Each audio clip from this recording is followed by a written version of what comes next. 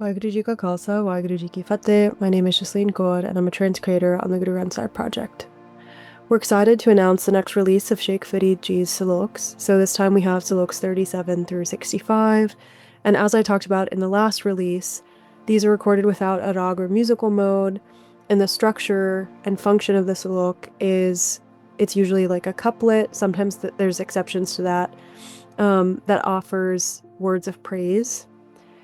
It's important to remember that Sheikh Farid Ji is a 12th to 13th century Punjabi Sufi poet, so he's a Muslim and he's also a sheikh, which is a title that gives him spiritual power, authority, legitimacy, and societal power and legitimacy.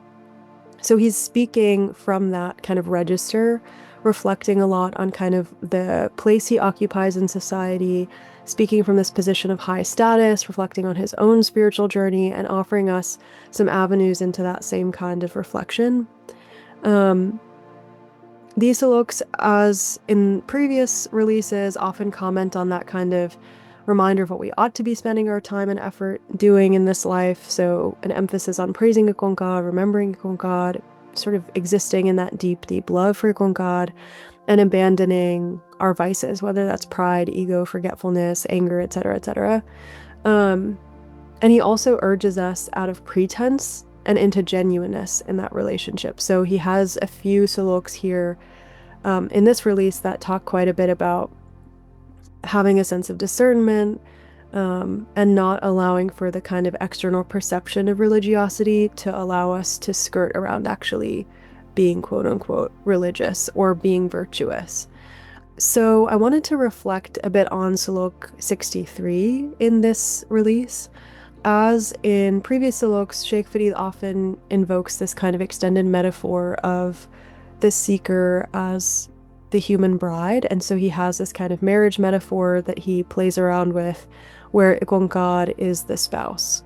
So in Salok 63, Sheikh Farid says, "Ja kuari ta chao, vivahi ta mamle, Farida eho pachotao, vat kuari na Tia."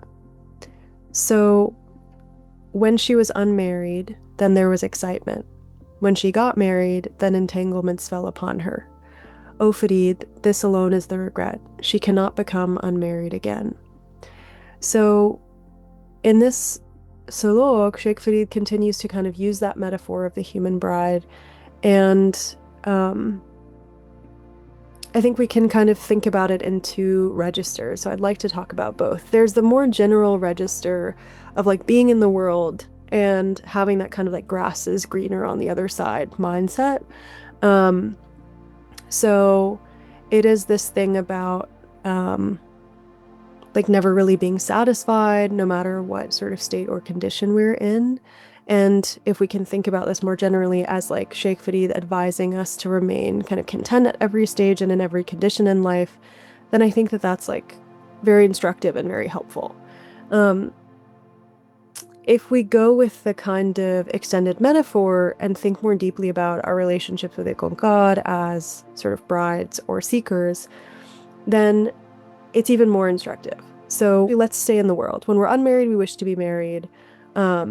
And then even when we're like engaged to be married, there's so much excitement around that time. There's celebration and anticipation of that kind of eventual union.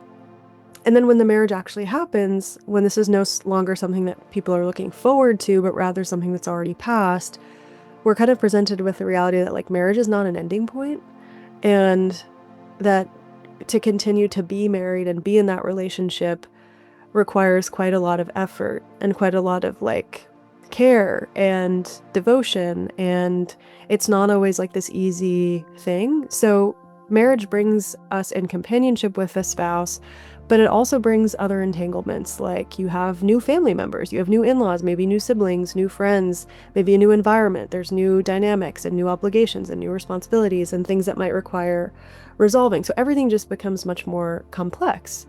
And in the same kind of vein, when we're new seekers, when we're embarking on this journey or on this path, we yearn for connection with Ikonkad, and we look forward to that union, to that experience of connection. But once that connection happens, we realize very quickly that a relationship with Ikonkad is not just like one and done, that it requires ongoing effort and discipline and devotion, and that union is not something that's experienced as a kind of final achievement, but as a kind of thing that has to be grown and nurtured and tended to and maintained.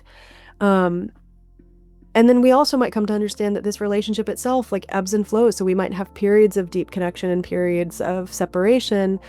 And that all sort of results in this realization that the path of the seeker is not so easy. And it requires a kind of steadiness that we have to work to cultivate through time and through multiple transitions. So it's that whole thing of like, it's easy to fall in love, but it's challenging to stay in love or to remain in that state. And that's because like we might become careless or lazy or ignorant. We might become forgetful and disconnected. We might kind of get back to being entangled in those vices that I talked about before. So the sort of question that I've been asking myself, especially as I go through those ebbs and flows in my relationship with God, is like, how do I move with that sort of movement of like changing between feeling really connected and feeling separated? And how do I kind of get back to that feeling of connection? How do I nurture this relationship with deep devotion and deep discipline and deep care? And how do I kind of have the compassion for myself that is necessary to understand what I need at any given moment in this relationship with God, such that like I don't come to regret this thing of not being able to be unmarried again, of like, yeah, wishing that I never started walking this path in the first place, right? So I'm kind of having a lot of those thoughts in my personal journey of like, how am I moving with this thing? How can I find steadiness? And how can I still cultivate devotion to God even when I don't feel like actively connected in every given moment? So I hope you spend time with these saloks. As always, there's commentaries and footnotes and translations and transcreations for you to explore. And I hope you reflect more on the kind of tending to your own relationship with God that you ought to be devoting yourself to. Waheguru Ji Ka Khalsa, Waheguru Ji Ki Fateh.